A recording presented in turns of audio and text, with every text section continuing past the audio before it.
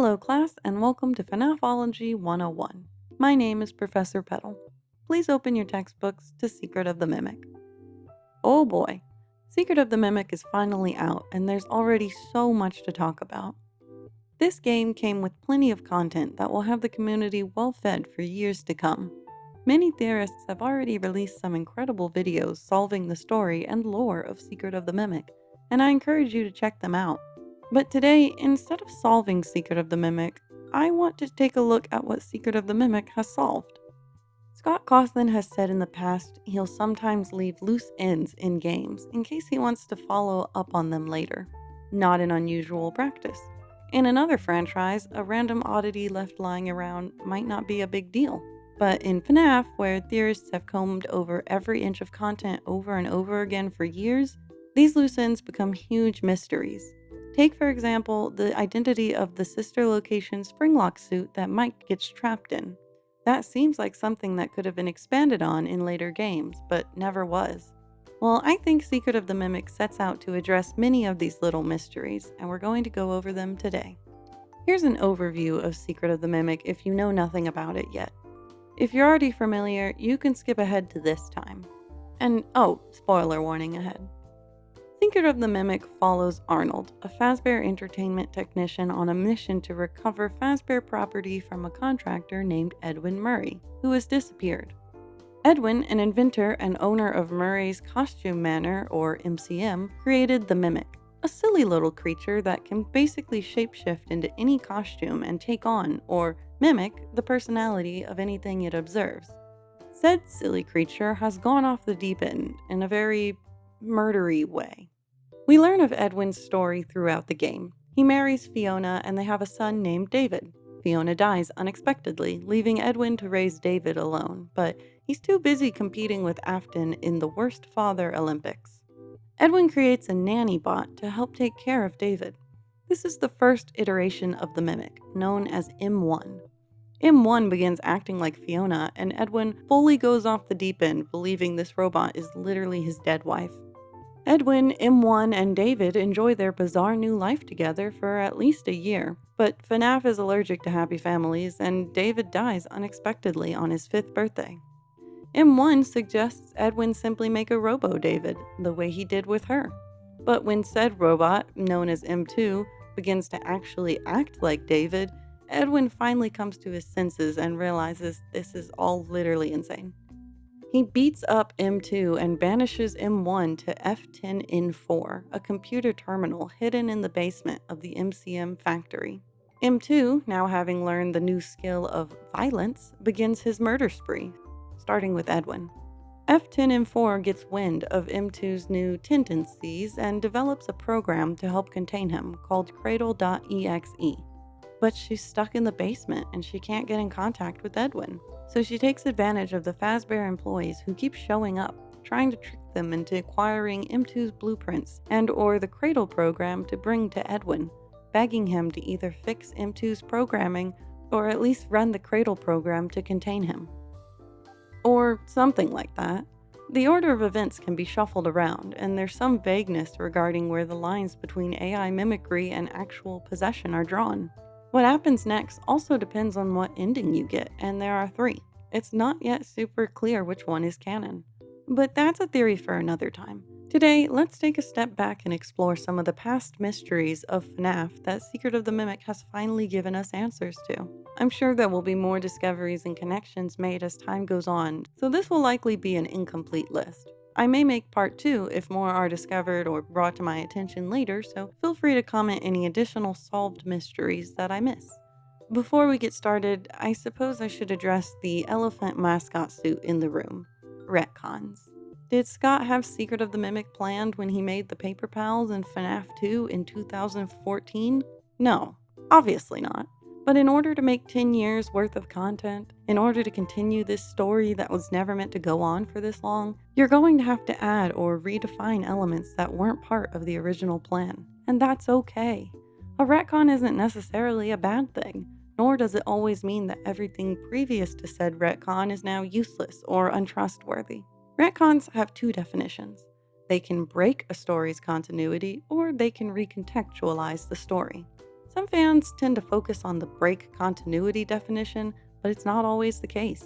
Yes, Secret of the Mimic as a whole is a retcon, something not originally planned that recontextualizes the story. Same goes for Security Breach, or FNAF 4, or FNAF 2, or any of the unplanned games that expanded on the story in some way that changed the context of previous games.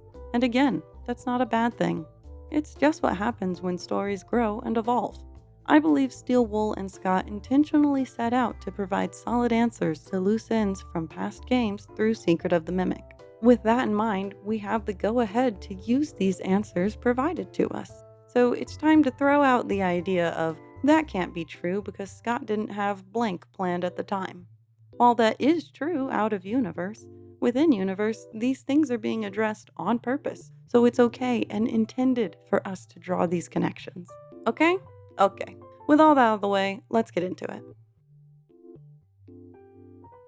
We're going to address the mysteries in order of chronological game appearance, starting off strong with the identities of the infamous Paper Pals.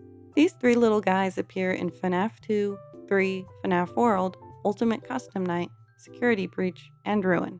There are 3 more Paper Pals with different designs that appear in FFPS and Ultimate Custom Night 2, and now these 2 in Secret of the Mimic. You can make a Paper Pal in the Help Wanted Arts and Crafts minigame too, but I'm pretty sure it's just this horrifying bunny, so I'm just gonna ignore him. These guys have been a conundrum since their first appearance, and it only got more confusing as time went on. They have strange teleporting powers, as well as apparently being invincible by surviving both the FNAF 3 and FFPS fires to show up again in Security Breach and onwards. Their identity was a mystery that was never elaborated on, until now. For the first trio, we've got a bear and a bunny. Usually when a bear and bunny are paired together without Foxy or Chica, it's Fredbear and Spring Bonnie. So I think they're intended to be the OG mascots. But the third guy, simply named Paper Buddy, appears to just be a guy with no explanation. Balloon Boy seemed to be the only option at the time of their first appearance in FNAF 2, which was just so random, and again, never elaborated on. Also, pairing Balloon Boy with Fredbear and Spring Bonnie didn't make a lot of sense, but again, we really had no other options at the time. In the second trio, we have Paper Buddy again, and 2 new characters that don't have any names that I could find. One seems to have Mr. Hippo's head, but the accessories and colors are wrong. The other one doesn't seem to match any known characters either. What is going on with these 2? The simplest answer would be they're nobody in particular, just a craft made by a random child. Secret of the Mimic shows us more unrecognizable Paper Pals, which seems to back up the idea that these 2 old pals are indeed just random designs. Paper Buddy, though, appears twice and is named, which seems meaningful. With a reveal of so many early timeline characters predating or coexisting with Fredbear and Spring Bonnie, Paper Buddy could very well have been one of these characters. Jackie's design pretty clearly resembles Paper Buddy. I believe the FNAF 2 building was previously the Fredbear's location, and we know Fredbear's was open when MCM was, so these Paper Pals could plausibly be from early enough in the timeline for Jackie to still be around. The new Paper Pals that appear in Secret of the Mimic are part of the proto-mimics that we see at the end of the parachute ending. Their early timeline appearance lends more credibility to the idea that Paper Buddy is Jackie. It shows us this particular craft style has been around a while and existed at both MCM and Fazbear Entertainment locations. It's a cool instance of these new early timeline characters actually being around in previous games. Mystery 1, Identity of Paper Buddy and the Unknown Characters, solved.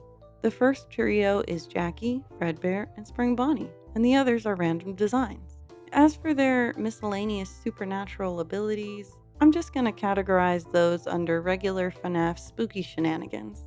At any rate, Secret of the Mimic doesn't explain that part, and that's what we're focusing on today, so let's move on.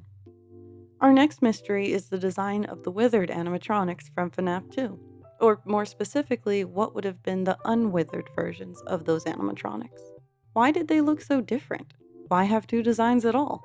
And why are they so creepy? For lovable kids mascots, they sure have a lot of teeth. Well, let's hear it from Edwin himself. Are they insane? But look at these new animatronics as Fiona's design, and they're great. Oh, first they approve the art, then they approve the proofs. Now they change their minds when we're so close to final.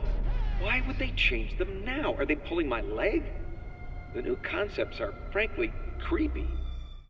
Edwin's animatronic designs were altered by Fazbear, trying to run him out of business with last-minute changes and complex demands.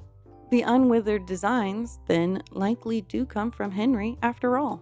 This makes his claim from FFPS that the originals are prisons of my own making still valid, even though Edwin and Fiona designed the animatronics originally. Later, when remodeling the animatronics for the FNAF 1 location, Fazbear returned to Edwin's original designs instead of the altered concepts for whatever reason. Probably because they were so horrifying. Unwithered believers, you can rest easy. You win. Mystery 2, Unwithered Designs, solved. They're altered designs made by Fazbear Entertainment with the intention to overwhelm Edwin and attempt a hostile takeover of MCM. Our next set of mysteries come from FNAF 3. The manufacturer of the Springlocks suits and the temporary costumes used when the Springlocks are retired. Ralph, phone guy, says this in the tapes we hear that were recorded at the original Freddy's. Right now we have two specially designed suits that double as both animatronic and suit. To change the animatronics to suit mode, insert and turn firmly the hand crank provided by the manufacturer. This bit always bothered me. If Henry or William were the ones to create the Springlocks, it'd be weird to refer to them as the manufacturers. It's weird to point out that the hand cranks come from somewhere else in general. But if you consider the Silver Eyes trilogy came out in the same year as FNAF 3, it starts to make more sense. The books would have been in development at the time, and people were bound to take information from the series to apply to the games, such as Henry being the one to originally design the Springlock suits. So adding a line of dialogue about outsourcing the animatronics would be a good way to clarify a difference from the books. But no one noticed. Or maybe we just didn't care. Or maybe I'm looking too far into it. Either way, Secret of the Mimic doubles down on it, clarifying Henry's role in the franchise, the origin of the Springlock suits, and explaining the manufacturer line from the tapes. Mystery 3, Springlock Manufacturer, solved. It's Edwin/MCM. We also have an explanation for the temporary suits. Until replacements arrive, you will be expected to wear the temporary costumes provided to you. Keep in mind that they were found on very short notice, so questions about appropriateness/relevance should be deflected. This one seems pretty clean cut to me. They used some of the mini mascot suits we see in Secret of the Mimic. The factory does burn down in the parachute ending, but it's possible some costumes were recovered or stored elsewhere. Or parachute might not be the canon ending. Mystery 4, temporary costume origin, solved. They're old mascot costumes from MCM. Here's another mystery solved by old MCM designs that is pretty satisfying, to me at least. In FNAF 4, Nightmare Fredbear has an interesting design element that seemed to come out of nowhere, a mouth in his stomach. If the nightmares are just that, nightmares, then the dreamer probably saw something to base this strangely specific feature on. But what? Circus Baby seemed to be the only option, which would mean Circus Baby had to exist before the dreamer had these dreams. I believe the nightmares belonged to Cece originally, then Mike experiences them as well later on for whatever reason. But Circus Baby eating Elizabeth early enough for Cece to see and then dream about throws the whole timeline out of whack. But there wasn't anything else to base this design choice on at the time. Well, now there is. Edwin's original Springlock suit designs, notably Fredbear, open from the stomach for the wearer to climb inside. If a child scared of animatronics witnessed someone climb into the mouth of one, that could easily manifest in nightmares. Secret of the Mimic also explains why none of the other nightmares have the stomach mouth. That's because they were never Springlock suits like Fredbear and Spring Bonnie. Test. Journal entry. I got the change order from Hen last night. None of this makes sense. I'm almost done. Why change it now? It would be so much easier to keep using the Springlocks. Just hire some teens to wear the suits like we always do. A lot of people already thought this was the case, but now we have solid proof. It's such a clean solution to a mystery that has had theorists scratching their head for some time. Mystery 5, Nightmare Fredbear's stomach mouth, solved. It was based off the original Springlock suit design. Sister Location was FNAF's first departure from the classic FNAF game style, and it came bearing many a mystery, lots of which were never solved. The fandom was occupied with bigger debates at the time, like the dreaded mic trap debacle, so smaller details fell out of the community's eyes and were never expanded upon. While Secret of the Mimic has taken it upon herself to single-handedly conquer the confusion Sister Location brought upon the theorist world. Some of it, anyway. There's a certain mystery surrounding Sister Location that I think Secret of the Mimic solves that I'm actually not going to cover today, because it's going to need its own video. So look forward to that sometime in the future.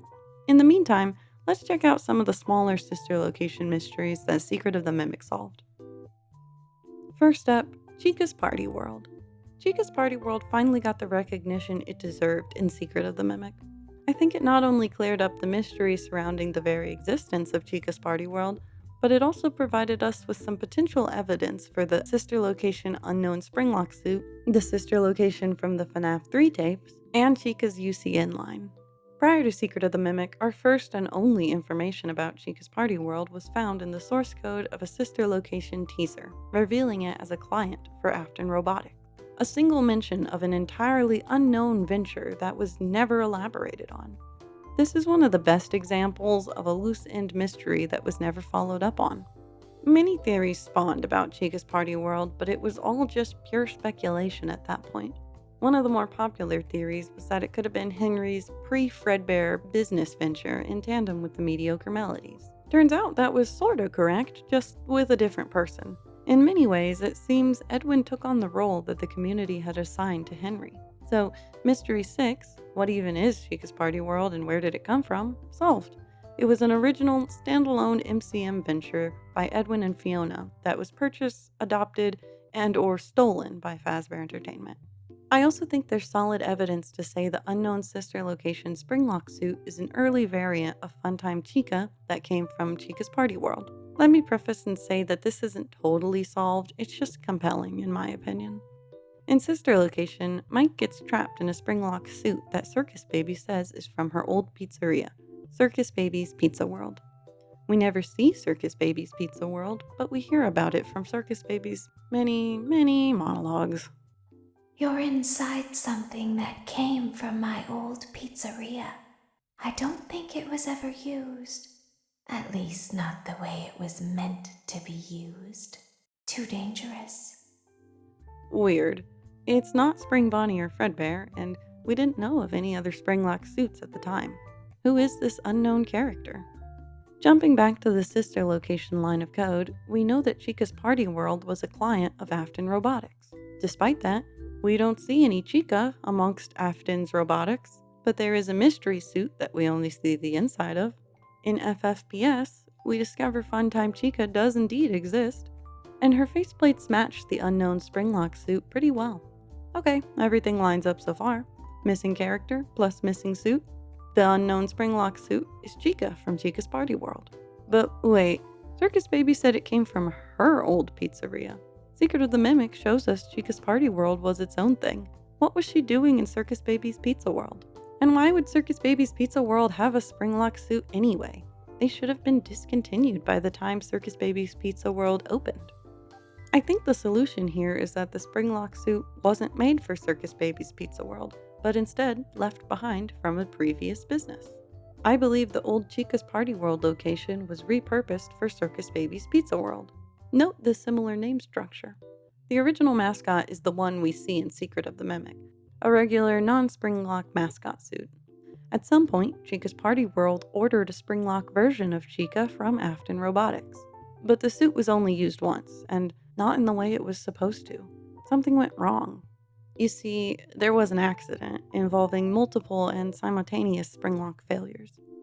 This mystery actually connects to another, the sister location from the FNAF 3 tapes. Stay with me. I'll circle back to that in a second, but first, let's return to our sorted pizza party chica circus baby world timeline. So there's an accident sometime in or before 1983 at Chica's Party World, a sister location to the Freddy Fazbear's Pizzeria chain. It's bad. bad enough to immediately halt the usage of Springlock suits company-wide. Listen, the money-hungry Fazbear Entertainment we know and love would never make the financially inconvenient decision to replace an entire franchise worth of suits unless it was really bad. Indeed, it was so bad that it shut down Chica's Party World permanently. After that, Afton rebranded the location for Circus Baby's Pizza World, but it shut down immediately after the Elizabeth incident. The Springlock suit was then transported with the rest of the equipment to the underground bunker that would become Circus Baby's Entertainment and Rentals, never to be used again. The Funtime Chica we see in FFPS is likely a recreation of the original Chica's Party World Springlock, not the exact same one. The same way the mediocre melodies are recreated in FFPS from early timeline designs, I'm guessing Funtime Chica was too. Or, I guess Henry could have refurbished the old suit, but it doesn't really matter either way. Still with me? Okay, let's jump back to the FNAF 3 tape's sister location. After learning of an unfortunate incident at the sister location involving multiple and simultaneous Springlock failures, the company has deemed the suit temporarily unfit for employees. We never got a clear answer for who/what this mysterious sister location was. It's possible it was just a different Freddy's location and the Springlock incident was random. But the game's sister location introducing us to a sister company with a Springlock suit that went wrong, following the introduction of a sister location with a Springlock suit that went wrong in FNAF 3? It just lines up so well, and Secret of the Mimic backs up the claim that Chica's Party World has a physical location, as well as existing during the era of Springlock suits. Like I said earlier, this one isn't undeniably solved, it's just compelling in my opinion. It also gives us a reason for why Chica's Party World closed. So, Mystery 7, 8, and 9, the unknown Springlock suit, FNAF 3 sister location, and the Springlock incident, and why Chica's Party World closed, tentatively solved. The sister location was Chica's Party World. The Springlock incident was Chica. The incident shut Chica's Party World down to be replaced with Circus Baby's Pizza World. The suit was then stored in the underground Sea Bears bunker with the rest of the Circus Baby's Pizza World equipment. As for Chica's Ultimate Custom line, her reveal to have been the first was always odd. I was the first. I have seen everything. Most, myself included, assumed it meant Susie was the first of the MCI to be killed, but that was quite the downplay of such a bold claim. But if Chica's Party World predates all other Fazbear Entertainment characters, even Fredbear and Spring Bonnie, then she would have been created first. She could have theoretically seen everything. Simple. Mystery 10, Chica's UCN line, solved. She was the first character to be created in the timeline. FFPS came bearing absurd amounts of lore, as well as one of the hardest speeches in video game history. But for every question it answered, two more sprung up in its place, like the German twin juice clowns that scare children for fun. What's up with these guys? Theorists have been mystified by them for years, but finally, for the first time today, we're going to... What's that? It doesn't explain them?